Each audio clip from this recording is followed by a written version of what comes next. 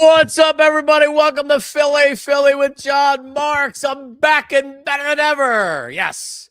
On Wednesday, of course, lots of things happen on my 2 days off. And this is normally the opposite. Back in my earlier radio days when I worked with Mike Missinelli, whenever he would take off, and because when I worked with Mike, I was the producer sidekick. I was the number 2 Mike. So when Mike would take off, I would take over. I'd be the number 1.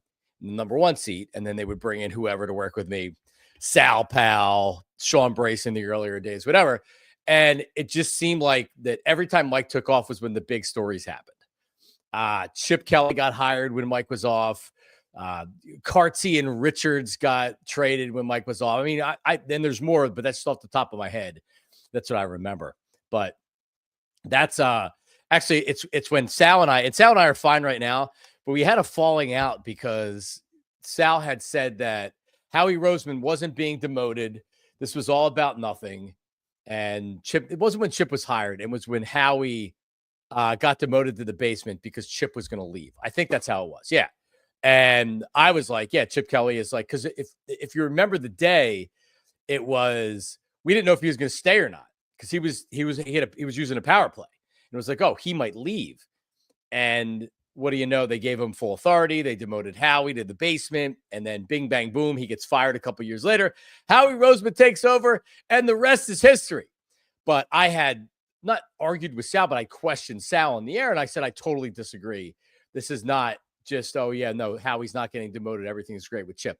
And he got mad at me. Anyway, yeah, and we're going to talk about Nick Sirianni a little bit later on in the show, probably the block B or the bottom of this block right here. And we have the Tush push ban that's going to be voted on today, or the Tush push is going to be banned today. We have thoughts from some Eagles players on that. Nick Sirianni, got to start with the Phillies. That's right. Your second best record in Major League Baseball. Philadelphia Phillies. And after they won, after they beat the Rockies in the first game of the series, I looked at the standings and I said, yeah, they had the best record in the National League. So now they have the second best record in baseball. And for all the belly aching and moaning and whining and complaining that we did, and oh, this team, fire Rob Thompson, trade Alec Bohm. I was getting tweets that said, well, at the trade deadline, just sell if you're not going to be in the wild, if you're not going to be in the wild card contention. At the trade deadline, sell Schwarber. Start trading everybody. It's like, whoa. Everybody calm down. So I am here to not puff up the Phillies and pump up the Phillies. I am here to be a reasonable voice in Philadelphia sports and as a Philly fan. And by the way, I got my new purple Yeti because I bought this for my wife for Mother's Day, and it's too big and doesn't have a handle. So now I am taking it from her. And she can, I'm going to have to get her a different one. But anyway, this is something, and Tyler will talk about this in a second, but this is something that I have said over and over and over and over again so far this season, is that with this starting pitching, with the Phillies starting pitching, this team's going to win 90 games. Easy. Just beating up on bad teams. This starting pitching will win you 90 games if the offense is inconsistent, if the offense isn't scoring a lot of runs, the bullpen isn't great, and Alvarado's obviously going to be gone for a long time. This starting pitching is going to win you a lot of games. And guess what? The starting pitching is winning this team a lot of games because you're going to play bad baseball teams over the course of 162 games. You don't play the Mets and the Braves like you used to as many times. Yeah, you would play the Marlins and the Nationals, so maybe it evens out a little bit, but still, you're playing everybody. So far this season, the Phillies have 30 wins. Let's bring in Tyler Zulli right now, because Tyler Zulli is our Phillies ace, PHLY Phillies. He does live shows. He does a recap after every game, as he did last night. Tyler, of the 30 wins the Phillies have this season, Colorado, Tampa Bay, Washington, and the Marlins, how many of those 30 wins came against those 4 teams? Well, they've now beaten the Rockies 5 times. They've beaten the Nationals 4 out of 6. They've beaten the Marlins 2 out of 3. A lot is the answer. And they swept Tampa Bay. 17 of the 30 Phillies wins have come against those 4 teams. So I say that because this doesn't mean that this team isn't flawed. This doesn't mean that their offense is fixed. This doesn't mean all the things that we were worried about with this team, including the bullpen. Everything to me isn't great. It's the same that it was before. This team's going to win 90 wins. They're going to roll into the playoffs. And at that point, and I hate to say this because we're still in May, it's not exactly what you want to say if you're a talk show host, because you got to play it out during the course of a season. This team is going to win a lot of games because their starting pitching is great. Jesus Luzardo again last night, the offense beating up on a bad Rockies team. But we're not going to know what this team truly is until Dave Dombrowski tries to fix some of it and we get to September into October. So I'm not going to, like, I saw a lot of hand wringing from some people yesterday. See? All the people that were complaining about the Phillies. Yes, I get it. You're right. The people that were complaining about the Phillies and saying fire everybody, they were wrong. And I said it then. Just like I'll say it right now. This is a good team. The starting pitching is great. Let's go. This is going to be a fun season just for the starting pitching alone, man. Yeah, I mean, another great start from Jesus Luzardo yesterday, and I don't even think his location was all that good. His command was fine. His stuff was great. And he faced a lineup that really didn't have an answer for him, and that's fine. And as you said, now that there's a balanced schedule in baseball, you should beat up on bad teams, right? And the Phillies are taking care of exactly what they're supposed to do, is beat up on bad teams. And because the inverse conversation would be, why are they losing to the Rockies? Why are they losing to the Nationals? Blah, blah, blah. So they're doing exactly what they're supposed to do. But they also do have series victories this year over the Dodgers. They have a series victory. And, you can add the Pirates into that conversation of the bad teams that they've beaten, right? So, I get it. But I said at the beginning of the month, May is a month for the Phillies to stack wins and stack series because it is a favorable month for them. They did get the Pirates. They've got the Rockies. They play. They played the Nationals. But they also beat the Diamondbacks 2 out of 3. They've taken care of some of the important. They beat Cleveland 2 out of 3. It was a month for them to really pull ahead because it was an easier month than what June and July are going to look like. And they've done exactly what they're supposed to do. The pitching's been excellent. The offense has been timely. Yesterday, you saw a barrage of hits, 17 hits. It was a barrage of offense for majority of the game. Monday night, it took a little bit of time.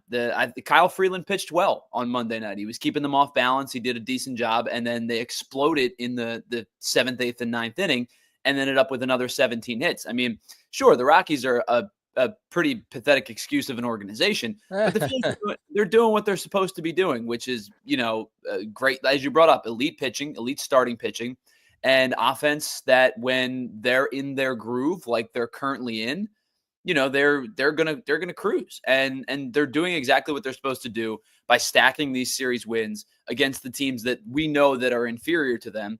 And they've also sprinkled in some good wins over the course of the month, like I said, against Cleveland. Earlier in the year against the Dodgers, 2 out of 3. It was early April, but they've beaten some good, the Diamondbacks. They've beaten some good teams as well. Yeah, I wasn't gonna like just insert talk show host that's gonna say the Phillies haven't beaten anybody good yet.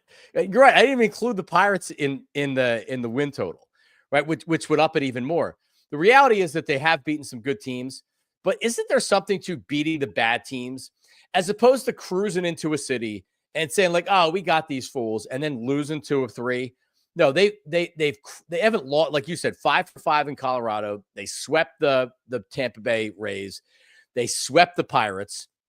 They're going to have the Pirates again. They're going to not Oakland. They're going to Sacramento for a weekend series against the Athletics. So yeah, if you keep winning these games, you're going to win a lot of games. And I'm not going to sit here and complain about it, because when they used to lose to the Marlins, when the Marlins were inferior and the Marlins seemed to have their number, man, did it burn, because they should have beaten those teams. Sure. The last couple of years, they've taken care of bad teams. And if you do that, you're going to make the playoffs. Really. Yeah, I mean, I think that we talked a lot about the Mets series a couple of weeks ago. It was a pretty bad series for the Phillies. They got swept out. The Mets thrashed them in all phases of the game. And since that point, they've done what they're supposed to do. And if you're able to do that, that's, you always talk about the old 60 and 60 thing. I think Bob Cooney brought it up the other day on the Philly show with me. You win 60, you lose 60. What do you do with the other 42? And if the Phillies are 30 and 12 in the other 42, That's a 90-win team right there. And Yep. I think that now that the win 60, lose 60 thing is probably closer to a win 65, lose 55 because of the fact that you're doing what you're supposed to do. The year that the Phillies went to the World Series was a year in which I remember vividly being on the airwaves at the Fanatic, and they had lost a series or were losing a series to the Pittsburgh Pirates. It was late July. And I remember coming on and like spitting bullets and screaming fire about how this team is too good to be losing these types of series this late in the season. And all they did then was turn around and end up making a deep run Went and on a run. Yeah. going to run to the World Series. But those types of series haven't, they when you're stacking the series, they don't rear their ugly head because I mean, think about yesterday or Monday's game. The first 5 or 6 innings, they were pretty sloppy. Defensively, they were sloppy. The offense really wasn't. It was pretty lethargic. It felt like a lethargic game. Then all of a sudden they go on this, warpath and have 17 hits and 9 runs. And then yesterday they pick up another 17 hits and 7 runs. And now we're not thinking about the first 5 innings of Monday night because they've done exactly what they're supposed to do, which is beat this bad Rockies team. Yeah, they sure have. This portion of the program brought to you by GLAT Hair Restoration, GLATHairMM.com, 610-980-4000, 610-980-4000. And of course, Philly with John Marks is always sponsored by BetParx. I got very excited to start the show. I didn't mention that at the top as I should. So we'll have the BetParx Parlay of the day coming up. I don't know how the folks have done in my absence. Can't do any worse than we were doing for the previous 2 weeks. So Bryce Harper averaged up to 272. It's amazing. He was down in the 230s. And the power, I mean, he hasn't been terrible with power this year. He has 7 home runs, but a couple doubles last night. Kyle Schwarber, anytime he hits a home run, people start popping up different contracts that he's going to get. I already saw this morning someone put up in our chat 5 for 200 or 4 for 160. Yeah, I'll be fascinated to see what it ends up landing on. There it is for my NS. I'll be really, really curious to see where it ends up landing on. So I'll tell you this, it's going to be in a Phillies uniform. He ain't walking. Name the last Phillies player that the team is allowed to leave because of money that they didn't want to keep. I'll wait because I can't think of anybody that they didn't want to keep. I mean, I guess like I'm thinking about Jason Worth going to Washington, but yeah, Jason Worth. The bag that Jason Worth got in Washington was insane. Yeah, there was like they made the right move in not re-signing him, although the Phillies started going downhill from there. But I don't think Jason Worth saves that team. I mean, seriously, like Aaron Nola, when was the last difficult decision the Phillies have made because of salary? It's a good question. I mean, it's because of salary. I really don't know the answer. Like the last difficult decision, I guess, that they made was the acquire Roy Halladay, trade Cliff Lee type of thing. But like, yeah, but for example, the Eagles let Milton Williams. Forget about Josh Sweat, but Milton Williams is gone after they won the Super Bowl. Before they let a couple of players that were a big part of the Super Bowl. Vaitai left, Trey Burton left. Some not bit players, but non-star players. So the Eagles have had to make tough decisions, although they pretty much pay anybody anyway. What's the last tough decision the Phillies have made? They just pay everybody, right? My point is, Tyler, Kyle Schwarber is not going anywhere, and they're going to pay at the gazoo to keep. It would be malpractice to let him walk at this point. And we've talked about it plenty over the last 5 years. They have spent big-time free agent money, not just to acquire, but to keep a bunch of guys. They extended JT Realmuto after they traded for him, 5-year contract extension.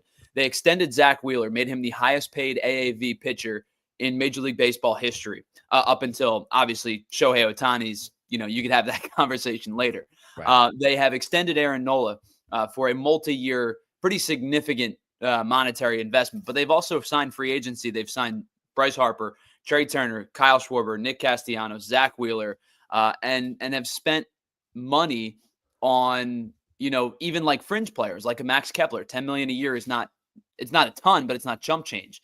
Jordan Romano, $9 million a year, same thing.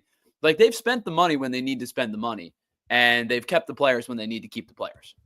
Yep. Maybe JT is the first guy that the Phillies decide this is a tough decision, because is it really a tough decision? Yeah, he's a popular player. He's Bryce Harper's boy. It would be it'd be a difficult decision, but I wouldn't give him 4 years at this point or anything close to that. Kyle Schwarber, by the way, and I don't know if it's not updated after last night's 17th home run, but after he hits his 16th, he was on pace to hit 55 home runs. I mean, is he getting a bag? He's got to get something big.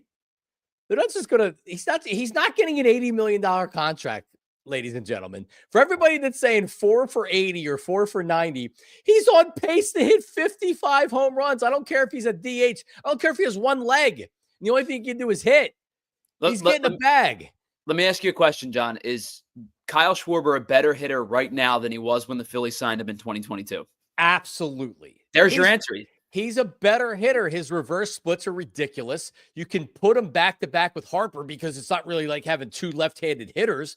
Right. He's proven, like, if he was just a leadoff guy, Tyler, and they said, hey, like if you tried to put him in the cleanup hole and he sucked, and it's like this is the only place he could play or only place he could bat, then you could be like, all right, but he's still productive. The fact that he's able to now hit behind Harper and he's actually doing better than he ever has, his average is up. His strikeouts are down. His walks are about the same. He's a more productive, better hitter from when they signed him.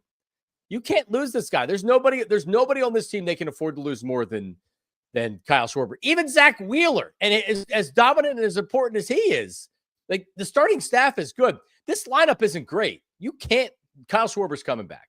There's no way they're letting him leave. Everything that you just laid out tells you that he's going to make more money than he did the last time. The second part, just naturally by how sports and money and consumerism works, he's going to make more money than he did 4 years ago. That's just how contracts go. So even on the surface, if he was the same exact player that they signed him for in 2022, he would make more than 4 for $80 million. The fact that he's become a better hitter, everything you've laid out, add in the fact that he's been insanely good with 2 strikes, add in the fact that he's been insanely clutch when they need him, with timely at-bats and timely power. I just don't think that this number starts in the 9 figures. I think it has to be $100 million, easy. Oh, and you're talking probably closer to 120 to 140. Yeah, at least. Yeah. I mean, yeah. You don't think an American League team that has the typical and traditional DH normally, and I can't go Yankees. I don't know what the Red Sox situation is there. I know Devers isn't a great fielder. You don't think one of those teams is like, hey, we wouldn't mind having 45 home runs and a good guy in the clubhouse? Man, he is so good. I'm almost tired of talking about how good he is. Stott had 3 hits last night. Things are looking up. Marsh has looked good since he's come back too. Not getting carried away. They're in Colorado. Colorado has 8 wins, 8-40. 8 wins. What's their run differential now? It was historic. They got to go on a run at some point. They're minus 153 on the season.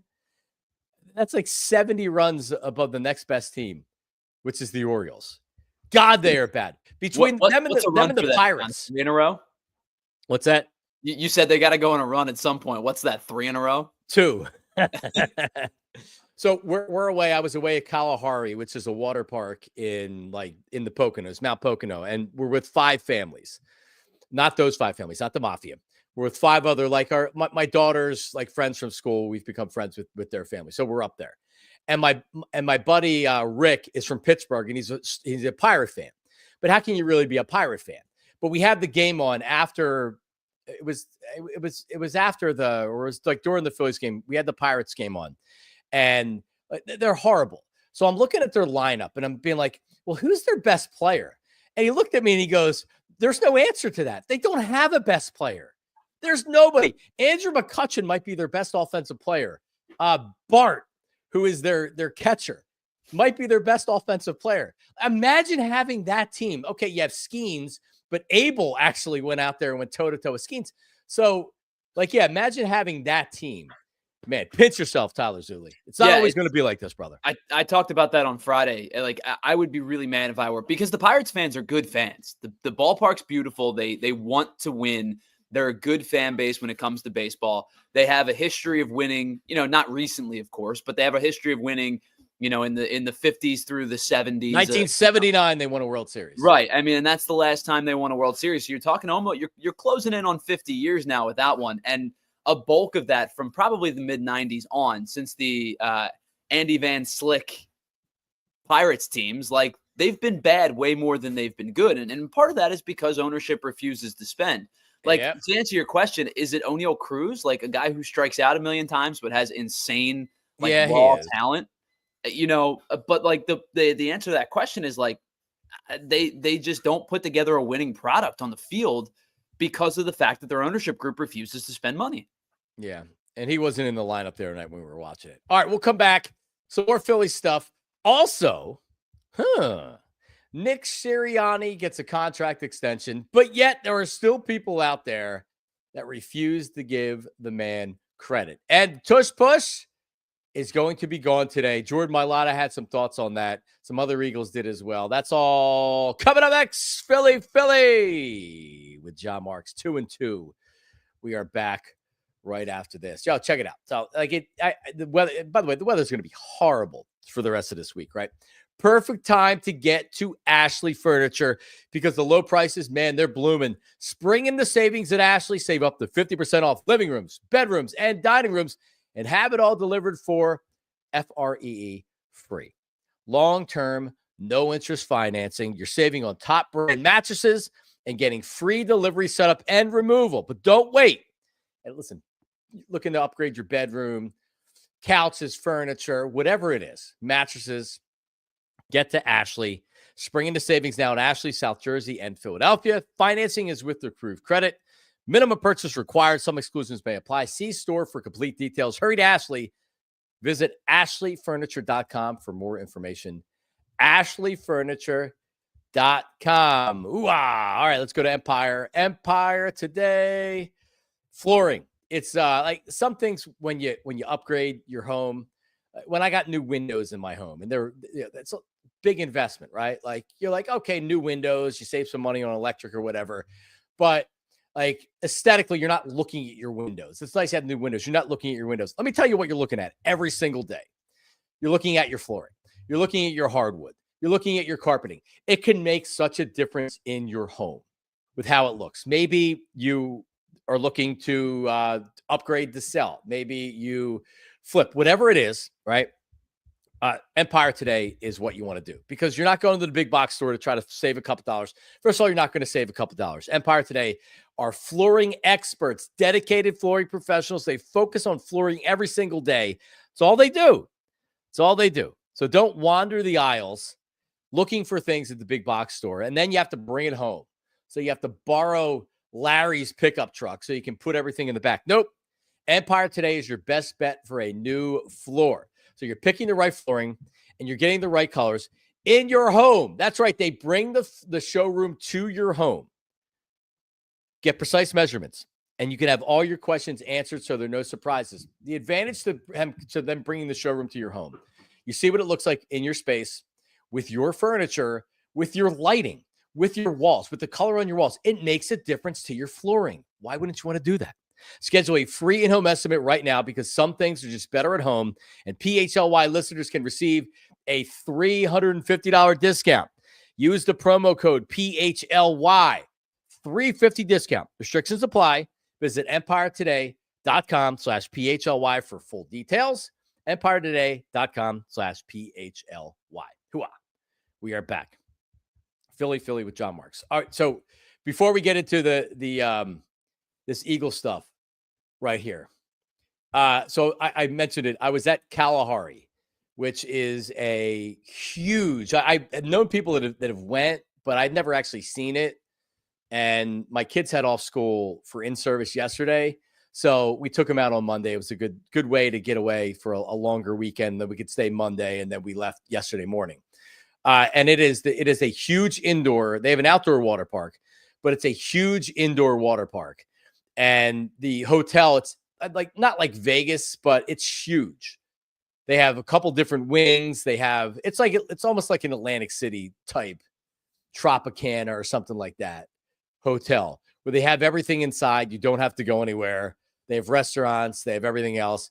It was really, really cool. It's a good time. There's enough to do in the water park. We were there for half of a day and then a full day on Monday. So there was more than enough stuff to do. The wave pool, I enjoyed. I am a big time. Tyler, are you a ride guy? Do you enjoy going on rides, whether it's water rides or dry rides, whatever? 100%. I am a roller coaster junkie. I love thrill rides. I am 100% a rides guy. Huh. All right. As I've gotten older, the thrill has left me, but I like roller coasters. I just don't like I don't like doing loops or being hung upside down, but I don't mind the extreme drop. My favorite ride, and I know it's a wimpy ride, it's the ship. When you know, like the pirate ship that goes, ooh. That's fun. Ooh, my daughter is the thrill seeker. She'll go on any ride.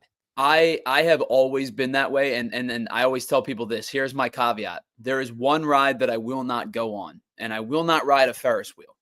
And people go, wait, but you'll go on, like, I've been on King to Kai. I've been on all these like enormous roller coasters that I love. But I will not go on the Ferris wheel. And people are like, that seems kind of backwards. And I said, well, I don't like heights. But when I'm on the roller coaster, I'm strapped in, we're moving, the adrenaline's going. So it doesn't phase me. It actually, brings out that adrenaline thrill seeker. When you're on the Ferris wheel, it's a slow moving ride. And sometimes you get stuck at the top. And then as soon as you tell somebody, I don't like being on this ride, their immediate reaction is to start shaking the cart because they think it's funny. So I will not. Yeah, real funny. Yeah, the Ferris wheel for me, I'm with you 1,000%. The last Ferris wheel I went on was in Ocean City, and I was all the way at the top, and that's a big Ferris wheel. And all I could think was, I'm looking at like something that's written on the metal, and we're stopped because they're getting people off. And it was like some type of New Jersey license number, blah, blah, blah, blah, blah. And I'm looking down and being like, so that cretin down there that's working the ride is more or less in charge of my life. Mm-hmm. And so are these bolts. And I do not like heights at all. I'm with you. I don't mind doing, like, if it was continuously going, no problem. Yep. But that was I had an anxiety attack. I was on there with my wife. I had an anxiety attack to where I was like, just get me to freak down and I'm never going on this thing again. And I hate it. But I don't. So like the water park had a bunch of really, really good tube slides and then a couple non-tube slides. They had a mat that you go on your stomach, and then they had just a regular. It's like a straight drop, boom, straight down. And we did them all. It was awesome. Just sounds like you guys had a great time. That's awesome. Yeah, it was awesome. It was great. Recommend it. Now having the 3-year-old there, almost 4-year-old, makes it a little bit more challenging because, she can't go on a lot of the rides because of her height, and she's also very much a pain in my behind. But yeah, she had fun. We enjoyed the wave pool and some of the other attractions that they had. All right, there you go. So Nick Sirianni gets his contract extension. Congratulations, Big Nick. Tyler, do we have I sent it to you late, so I don't know if you were able to get it. But so Ben Maller, who's on Fox Sports Radio, and he's on overnights. So I get whatever time I wake up in the morning, I get him for the first hour to 2 hours before 6 a.m. And it's a really, really fun show. And I think Ben is great. He's been doing it for a long time. His show's not, it's like, he'll give a sports take, but mostly his show is a bunch of crazy callers that call up, and he plays a bunch of games and stuff. So I never like his sports take. I don't necessarily take all that serious, but this is interesting. So here's Ben Maller on Nick Sirianni. Here it is. Yeah, don't get me wrong. As a talk show host, I love Nick Sirianni. He's amateur. He does everything you're not supposed to do as a grown-up, and it's good for talk radio. It's really great. Like, fans heckle him, and he's a pompous a-hole schmuck. And like all the stuff you're taught not to do, he does, which is really good for what I do. He bites back. He doesn't keep his composure, right? Emotional outbursts. All that is wonderful for us. And it's fine if the Eagles are winning, and it's not going to last, right? The Eagles, if you look at the Eagles right now, I would argue the success of the Eagles is based more on a byproduct of the talent than it is any kind of amazing coaching prowess of Nick Sirianni. You can stop it right there. Ben, you have a view on your first part of that. You're from 10,000 feet, where it's not really accurate what you're saying at all. And then what you said at the end there, you're absolutely positively correct. The talent on the Eagles, and this is what the Eagles have set up. This is their structure. And it's different, I believe, than any other team in the NFL. Howie Roseman says, hey, as an organization, from the GM in the front office chair, if we hire the right coach and hire the right coordinators, we can win a Super Bowl. This is not a coach-centric team. Andy Reid, coach-centric organization. Philadelphia Eagles, Doug Peterson, Nick Sirianni. And this is not to take away from Nick Sirianni. When Doug Peterson, in his final year, he tried the Eagles were struggling. He went public and said he wants to be involved in some of the decisions. He wants to be involved in this. He wants more say. And after the season, the Eagles said, what's your plan for getting us back together? And he gave a terrible plan of hiring these coordinators. And they said, see ya, you're gone. They brought in Nick Sirianni. They've been to 2 Super Bowls in 3 years. So they got criticized when they got rid of Doug Peterson. This organization, Howie Roseman, Jeffrey Lurie, that front office, they look for something out of the head coach. And that's what they found in Nick Sirianni. A leader, a guy that his players play for. You hear Nick Sirianni say, or you hear Jeffrey Lurie say emotional intelligence, guys really like connecting with the head coach. That's Nick Sirianni. This isn't Nick Sirianni's offense. They didn't hire Nick Sirianni as an offensive coordinator because he was a guru like Sean McVay. That's not Nick Sirianni. Nick Sirianni is a CEO head coach who allows his coordinators, and this is by design, to do their jobs. I'm not telling you Nick's not doing anything because that's not fair and that's ridiculous, right? But what Nick does, he does very well. So you're right, Ben Maller. If this team loses talent, like any other team in the NFL, they're not going to win Super Bowls. What coach is taking a team that doesn't have a lot of talent and winning a Super Bowl? I'll wait. Because if you're going to tell me Bill Belichick, after Tom Brady left, guess who didn't win? Bill Belichick. Sean McVay. I think Sean McVay is your best balance of guru, offensive genius, players love. Sean McVay, in my opinion, is the best coach in the NFL. They lost to the Eagles, and it was the toughest game the Eagles had last year. But they still lost. So you know why they lost? Talent. Their quarterback's not great. They have a lot of talent outside of that, but the Eagles have a ton of talent on this team. That's why they're winning Super Bowls. They're winning talent, and they've mixed that with Vic Fangio, great veteran defensive coordinator, and Nick Sirianni, who gets through to his players. And the players play for it. So you shouldn't have to grovel, and Nick Sirianni shouldn't have to make excuses. It's a lot like last year when the Eagles kept running the ball, and they didn't feel like they had to throw it. Like, why would we throw it 40 times? Because you want us to play a certain way? Because you want us to throw to win? We don't have to do that. Oh, you're not going to be able to win by running the football. I was that guy probably 5 years ago that said that. And then last year I said, you know what? Why can't they win by running the football and playing great defense? And they did. And when they needed to throw, they very easily threw. But this team doesn't have to win the way that a lot of people want them to win. And Nick Sirianni doesn't have to be the head coach that a lot of people want him to be outside of Philly. Hopefully, we've made peace right now with what Nick Sirianni is. And he's not conventional. It is crazy that he's yelling at fans or he's doing this or he's doing that. That's all part of the Nick Sirianni package. All right? He's won a Super Bowl and been to another in the last 3 years. Like, obviously what he's doing is working. Let's not act like the Eagles are being lucky. And this is just, and sorry to bring Penn State into this, Tyler. Yeah, but Joe Paterno didn't wear a headset for a lot of years, man. He had no idea what was going on in the game. But like Nick Sirianni was wearing a headset. But Joe Paterno was Penn State. So he was there for recruiting and everything else. Nick Sirianni is that like Nick Sirianni's duties are different than some of the other coaches. And the Eagles and Nick Sirianni shouldn't have to apologize for that. It works. Well, and here's the thing. If you want to say to me there are better coaches schematically, there are better coaches game day, there are better coaches whatever than Nick Sirianni, I'm not going to argue you. I agree with you. I think McVay's a better coach than Sirianni. I think there's a handful of coaches that are better coaches than Nick Sirianni. But the one I take kind of weird issue with is to say, well, if they have less talent, he's not going to be very good. Isn't the whole point The whole point of playing sports is to accumulate a good team. Bill and I talked about this a little bit yesterday. The Eagles have won 48 regular season games in the last 4 years. That's an average. That's really easy math. That's an average of 12 wins a year. And when you play 17, that's an average of a record of 12-5 over a 4-year span. You're going to win a lot of games that way. He's also won 6 postseason games in the last 4 years, 4 of which came last season. 3 of which? Wild card? Yeah.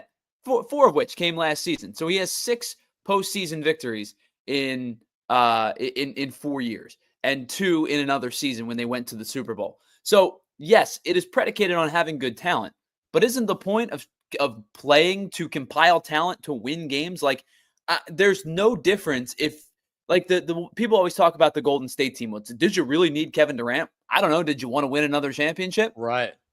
Yeah, I think you did. I sure do. Yeah, I think you got ahead of him instead of just resting and being like, oh, well, we won a championship. No, we want to win another one. I agree with you. They don't win another one without Durant. They needed him that year. That's a great point. It's acquisition of talent should not dictate the like success metric of an organization. No, it's true. You know, and like I said, they're game day coaches. There are better game day coaches than Nick Sirianni. I'm not going to disagree with that point. But the guy has had nothing but success in the last 4 years. This thing could have crumbled, and it almost did, right? They were 2-2, and you and I talked about it. Is Cleveland a must-win game? Week 5 of the season, right? They then went on to win, what'd they go, 13-4 last year? Yeah, they won almost every game they played the rest of the year. And they didn't play the Stars the last year. Did they win that game anyway? I don't even remember now. The Cleveland game? No, last game of the year. I guess they won that game anyway. Whatever. But here's another thing. And I get tired of hearing like you just said it, and this is a criticism of you, where you said, are there better game day coaches? Yes, of course there are. But when you watch the Eagles and like think about this and then fairly judge it. And like this is what I would ask a national person. When you watch the Eagles in 2 Super Bowls, when you watch the Eagles in the playoffs, when you watch the Eagles in the regular season, how many times can you think off the top of your head that the Eagles were left without timeouts, that they didn't score a touchdown or a field goal at the end of the half because they screwed things up, that time management or clock management has ever been a problem, that Nick Sirianni, and I know there's been things with field goals and things like that, and they're doing that based on analytics, and I think it should be more based on a feel for what's going on. There's some criticisms there. Sure. But like Nick Sirianni's excellent at managing a game.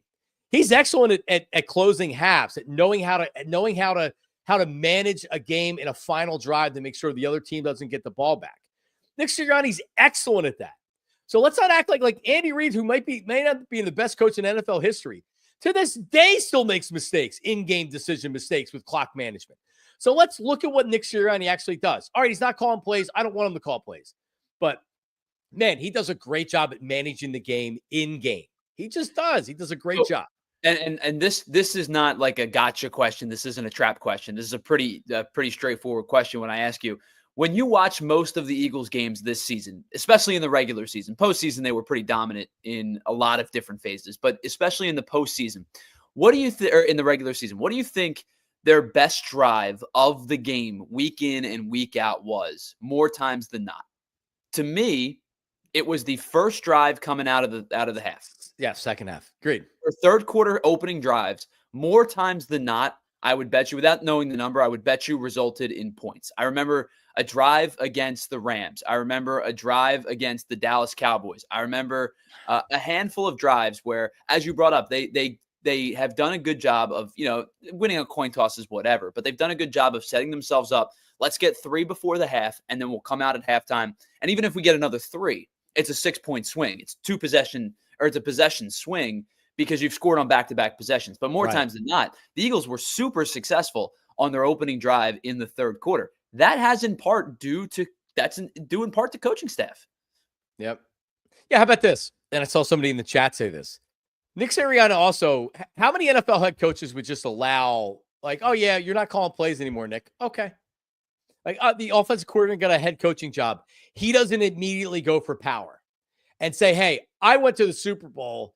I want to be calling plays. Sure. He's embraced it. And you know what? He's smart because Doug didn't embrace it. And Nick Sirianni has. Nick Sirianni is making a reported $10 million a year on his new contract. I saw Howard Eskin put that out there. He's embraced it. He said, you know what? I very easily could be the guy that says, no, I went to the Super Bowl. I want a shot at calling plays again, right? Like, isn't that what every offensive coach wants to do? You want to call the plays, right? He's embraced this. All right, coming up, Tush Push. The voting is going to happen today. We can say goodbye to it, pour one out for the Tush Push. But Jordan Mailata had something on this that I thought was very interesting. And we've talked about it here on Philly with John Marks. So we'll play that coming up. We have our BetParx Parlay of the day. So you definitely don't want to miss that. Because if you bet the opposite of what we're betting, you probably will be a lock to win. That's all coming up after this. Philly with John Marks, PHLY, back at 2-2 on this Wednesday. Is it Wednesday? It's Wednesday. Soggy Wednesday today. But Pro Hoops playoffs. We're back in New York. They're 4.5-point favorites against Indiana. Game 1 tonight. Philadelphia baseball. Is this a lock? 5-game winning streak. Another win last night against Colorado. But Taijuan Walker takes the bump tonight. We'll find out if we include them in our BetParx Parlay of the day. How about live betting on Philadelphia baseball? Who hits a homer? Kyle Schwarber? Does Bryce go deep tonight? You can bet pitchers, numbers of strikeouts, RBIs, and more. Individual player performance in baseball. Live bet it all. Watch and wager on the BetParx app. And whether your favorite team wins or not, there's always another way to win on the BetParx Sportsbook and online casino app. It's the only app I would ever recommend and use to play all my favorite casino games and bet on sports right from the palm of my hands. And we're talking about live dealer games, blackjack, roulette, craps, poker, hot online slots, and much, much more. And new users get up to $1,000 casino bonus back if you're down in the first 24 hours. So go to betparx.com, download the app right now, and enjoy all the action and excitement from the casino at your fingertips. You must be 21 and then PA, New Jersey, Maryland, or Michigan for BetParx. You love to play. You play to win. You bet. BetParx. Gambling problem? Call 1-800-GAMBLER. All right, Rothman, achy joints, your back hurting you, elbow, shoulder, whatever it is, you don't have to live with the pain. All right? Rothman's got you. Rothman Orthopedics, specializing in practicing care. It's been their passion for over 50 years. High quality, compassionate, and affordable care. And each Rothman doc is laser focused on their specialty. Hip, knee, spine, you name it. They have a team for each body part right in your backyard. So I went to Rothman because of my shoulder. And I met with the Rothman doc, got an appointment, went in. I was expecting the worst. And what I got was, oh, you have a frozen shoulder. 6 weeks of PT. I'll write the script for you. You can do physical therapy right here at Rothman in Limerick, which I did. And 6 weeks later, bam, been great ever since. And it's been a few years now. And so I guess the point is, if you're living with pain, and maybe it's just a nagging pain, guess what? You don't have to live with it. You just don't. Get it taken care of. Take care of yourself. You can do that. So elbow, shoulder, spine, foot and ankle, hand and wrist, sports medicine, physical medicine, rehab, oncology, trauma, and fracture care. Rothman proudly serves dozens of communities across Pennsylvania and New Jersey with 30-plus convenient offices, urgent cares, and walk-in centers. And you're finding the full spectrum of orthopedic care, MRIs, X-rays, every procedure and service available. Visit Rothman Orthopedics, specializing in orthopedics and you. RothmanOrtho.com/PHLY to learn more and to make an appointment today. RothmanOrtho.com/PHLY. Hooah! We're back. Philly with John Marks. So if you were riding the Phillies train here the last 5 games, 5 in a row, you're cleaning up. So will we continue to ride the Phillies train today in our BetParx Parlay of the day? Let's see. There it is. There's a special graphic. All right, Tyler. So I'm assuming you guys have been doing the segment. How have you been doing in my absence? Yeah, we have. So I would say we didn't get an official ruling on Monday because the pick that I took was a bet in the Twins-Guardians game that ended up getting postponed due to rain. So they played 4 innings and then got postponed. So I'll take that as a push. Rich got a win on Monday. He took the over 6 runs in the Phillies game. They had 9. So I guess 1-0-1 on Monday. And then yesterday I took Dylan Cease over 5.5 strikeouts. He had 6. And then Bill took the under 5.5, I think it was, or maybe 6.5 in the Florida Panthers game 1, Florida Panthers and the Carolina Hurricanes. They ended up scoring 7. So I think that was that was a loss there. So I guess 2-1-1 in your absence. All right. Well, listen. Let's I'm going to start with tonight, and I'm going to go with the Knicks and Pacers because like I'm sure the NBA isn't thrilled with these matchups, but the Knicks and the Pacers is interesting because there's new teams, right? So Pacers are a sneaky good team. It's an interesting line. I think it's kind of a hedge lean towards the Knicks line. So I'm going to take the Knicks in game 1 on the money line -186. So I looked at the point spread. Not going to take them. I'll take the Knicks -186 on the money line to beat the Pacers in game 1 of the Eastern Conference Finals tonight. All right. I was looking at that game. I was trying to find an angle. And I have not had a whole lot of success in just like my brain picking the Knicks this year. Like every time I pick them, they lose. And every time I pick them, or don't pick them, they win. So I'm going to stay away from that game, I think. And I'm glad that you took it so I don't have to. I'm going to go to the Mariners and White Sox game. Shane Smith from the Chicago White Sox has been a sneaky, really good pitcher this year. And probably doesn't get a lot of love because he pitches for the Chicago White Sox, and they're not a very good team. But his over-under in today's game in terms of strikeouts is 4.5 against the Mariners. Now, the Mariners strike out more than all but 6 teams in baseball throughout the course of the year. They strike out almost 9 times per game. The 4.5 seems a little bit low for me. In his last 5 starts, he's broken 4.5 4 times. He's gone 7-5, 7-5, and then 4 in the one that he didn't get there. So I'm going to take the over tonight in the White Sox and Mariners game for Shane Smith strikeouts at -4.5. And that will get me at, and I had it, excuse me. That will get me -159. -159. Shane Smith over what? Oh, 4.5. All right. What we got? All right. 100 wins 149. So there's another $100 loss to win 149.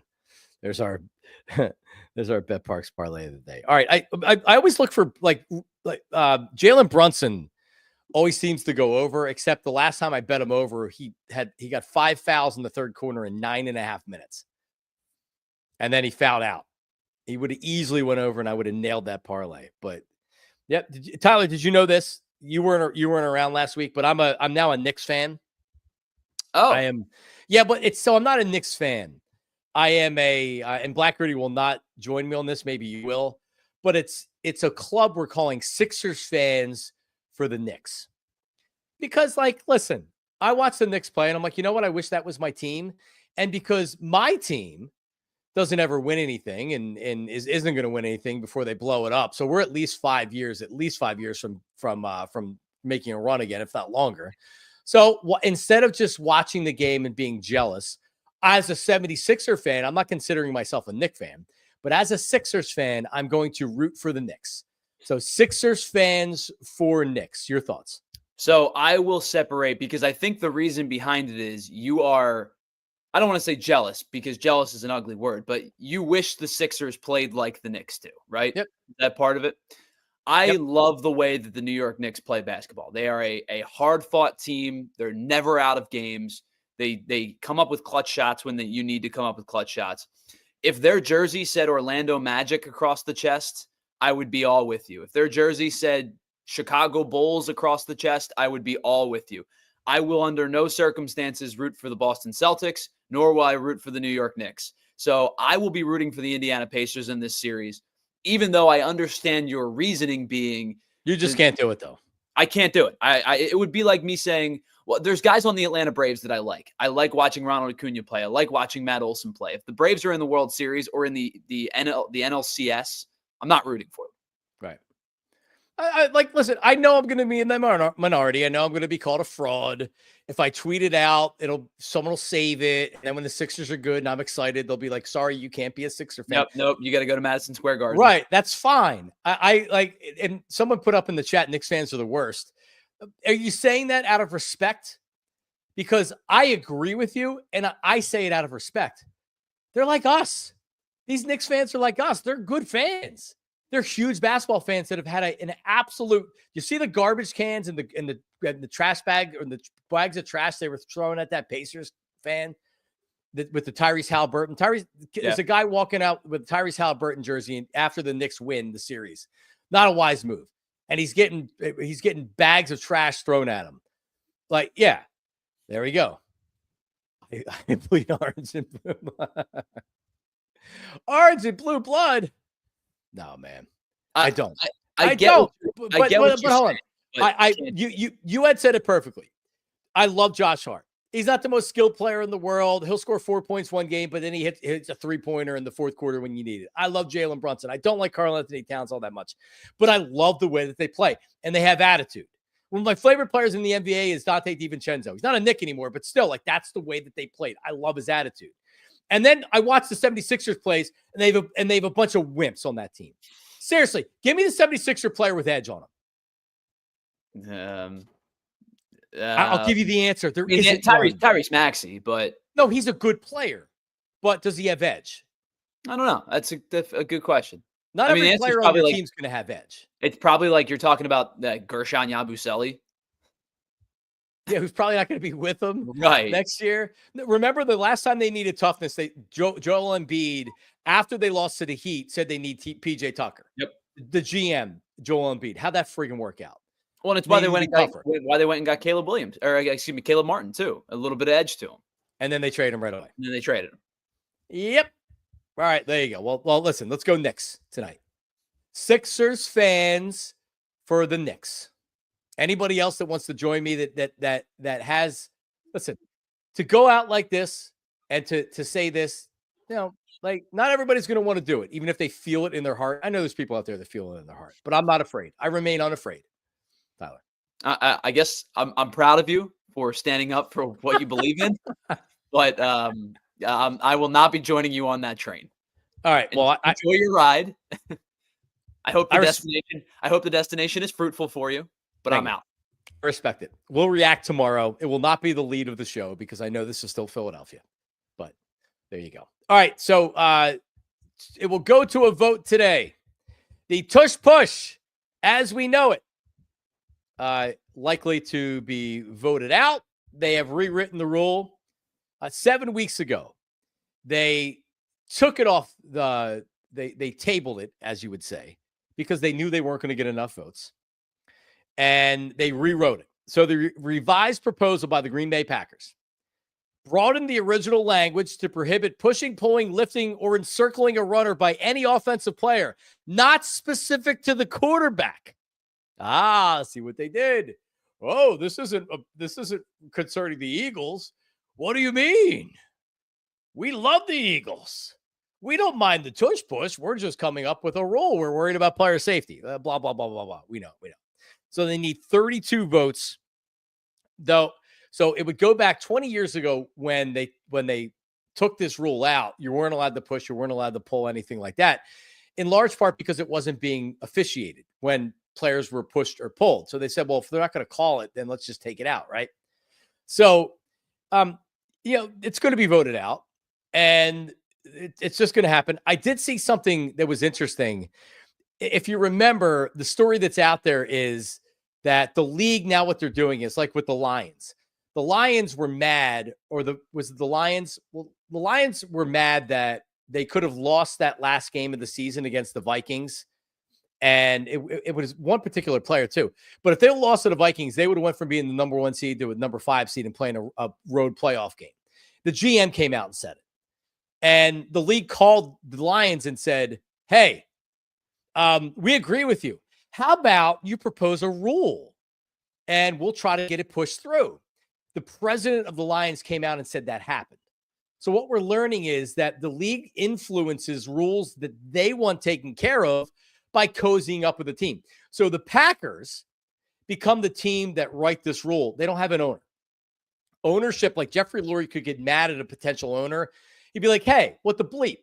Why are you coming up with this rule that you're trying to screw us because you can't stop us? Okay. Hey, Josh Harris of Washington, F you. Right? So they go to a team that doesn't have an owner. And they say, hey, it makes perfect sense. You played against them. You don't have an owner. Jeffrey Lurie can't be mad at you, blah, blah, blah, blah, blah, blah, blah, blah, blah. So the Packers come up and they write this rule, and the rest is going to be history. It'll be gone. Jordan Mailata was speaking yesterday about a lot of things like Nick Sirianni, etc. And he was asked about the tush push ban. Tyler, when did you have this started? Because he talks about a lot of stuff. So you might have had to jump ahead. I don't know if I put that in what I put. So if you didn't, I think so. I think it starts. He was asking about. They asked him about the ban, or like what would happen if they ban it, basically, and he kind of alludes to like, we'll just do it without the push. Yeah. So here's Jordan. Here's Jordan Mailata yesterday talking about it. Here he is. Blah blah blah. Hoo-ah. Here we go. Well, they're rolling the push. Yeah. Well, I guess we just do it without no push there. I think that's the solution. With that not having the push. I don't know. I'm not a Mr. Analytics guy or stats keeper. You might have to look that up, what this conversion rate is. But listen, guys, as in terms of them banning the tush push, I hate that name, so I hope they do ban it. It's stupid.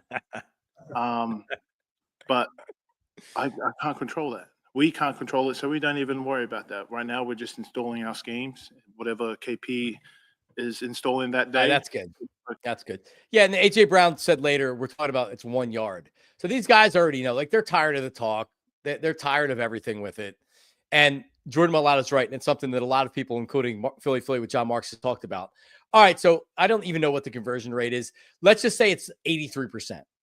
Without the pushing, what's it going to be? 75? 78, 70. You think the Eagles aren't going to do this anyway? Now it'll just be a quarterback sneak that can't be stopped.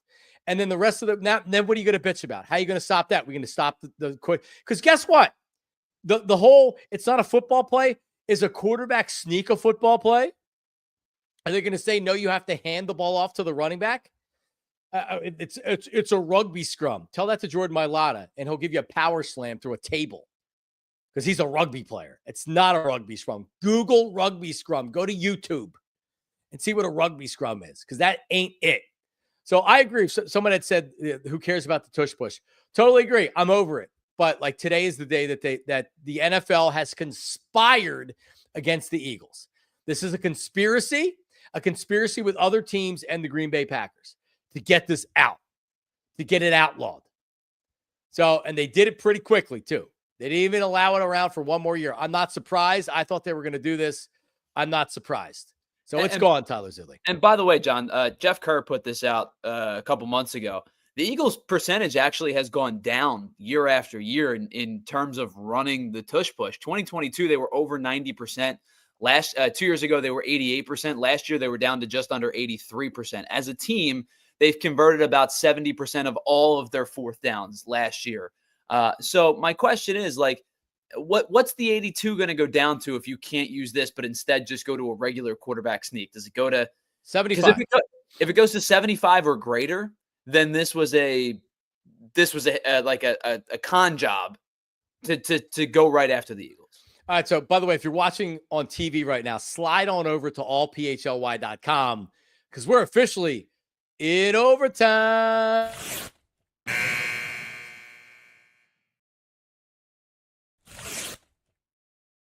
It'd have to be for them to stop doing it with the higher frequency. Because guess what?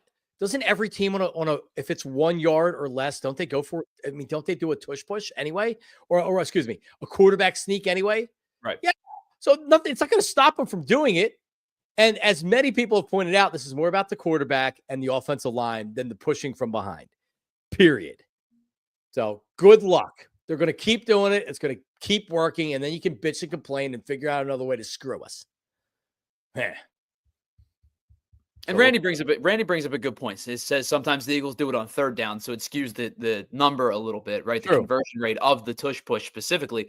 Because, I mean, we've seen it before where they'll line up on third down and run it, not get it, and line right back up on fourth down and run it again and convert there. So, like, well, if they have a 3rd and 2, they'll run the tush push on 3rd, and if it gets them to a half a yard, then they run it on 4th and get the first down. Essentially, if it's 2nd and short, they're going to get the first down because they'll just run tush pushes until they get the first down. Well, and you've brought it up before. The one thing that you can say with the Eagles is when they line up on first down, it's 1st and 9. Yeah, it is. Yep. Yeah, it's tough, man. If you think about with Andy Reid, if a lot of Eagles fans remember this, I'd never had less confidence in anything that the Eagles did than 1st and goal to go, because they couldn't seem to get in the end zone if it was 1st from the 2, 1st and goal from the 3, 1st and goal from the 1, unless they were sneaking it. With this team, it's the opposite. If you're at the 2-yard line on 1st and goal, they will run 4 straight sneaks to get in the end zone, as they should. So screw the NFL. Now, and also, it looks like they're not gonna pass the playoff rule. I don't know what you think of this, where they reseed based on the records, and it's not just given to division winners. Doesn't look like that's gonna pass. If you're going to do it by reseeding based on the records, then divisions are useless, because then records are like, the point of the division is to have the one, you play this team more times than the rest, or these teams more times than the rest. And sometimes you play in a gauntlet division, and sometimes you play in the AFC South, right? Like, there's years where the what was it, 4 or 5 years ago, where the Washington won the division at like a 7-9 record or 8-8 record. The NFC East was terrible that year. It was the year that Doug Peterson threw the game with Nate Sudfeld, and I think the Giants had a chance to make the playoffs, and they were so mad they would have won it with 7 wins. They would have been so mad. Right, exactly. So, Losers. like, sometimes you just play in a bad division, and you're a product of your division, and sure, you're a 4 seed, and then a team's going to come in with 14 wins, and they're going to boat race you, or you're going to go into a team's going to come into Seattle, and 7-9 Seahawks are going to beat you. Here's the question.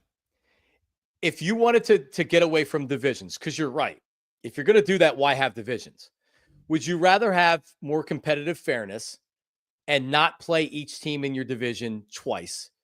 Because I'm fine with the current setup. If you want to, an 8-win team makes the playoffs and get a home game, sorry, Vikings, you should beat that team then. I'm sorry you're on the road, but this is the way it is. Would you rather have a conferences and then you're not playing the Cowboys and the Giants and Washington twice a year? Or would you rather have the current setup? Because I want to play the Giants twice a year. I want to play the Cowboys twice a year. I'm fine with the current setup. I don't want to lose the NFC East as we know it. I do not. I love it. I agree. And maybe the conversation would be different if there was a division, if the Eagles were a newer team, or there was a division that just didn't feel like it had a lot of juice.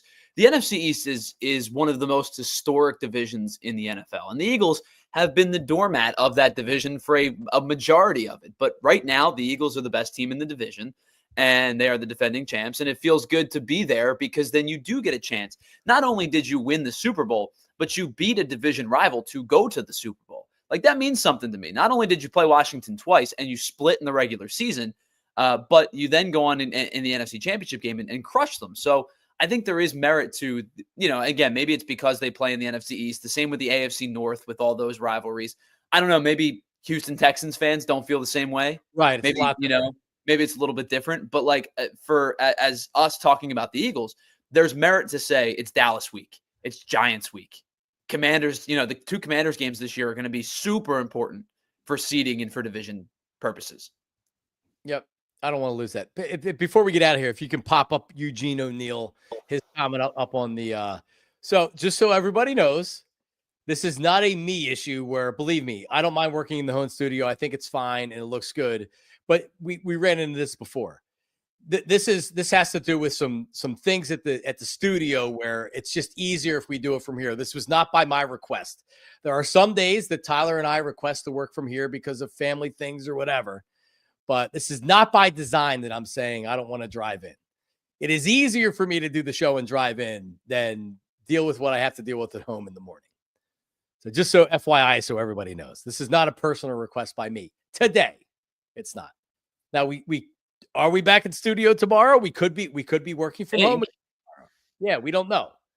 We don't know. So anyway, so today's Wednesday, live Philly show at 1, Tyler? Yep, live Philly show at 1. We're going to do a PHLY DNVR crossover. We're going to talk to Christian Saez from DNVR Rockies podcast.